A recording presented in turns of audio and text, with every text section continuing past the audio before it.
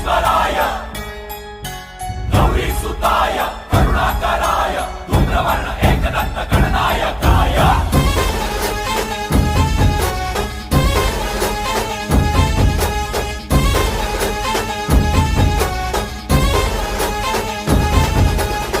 जीव जडला चरणी तुझ्या रे शरण आलो बापा तुला रे जीव जडला चरणी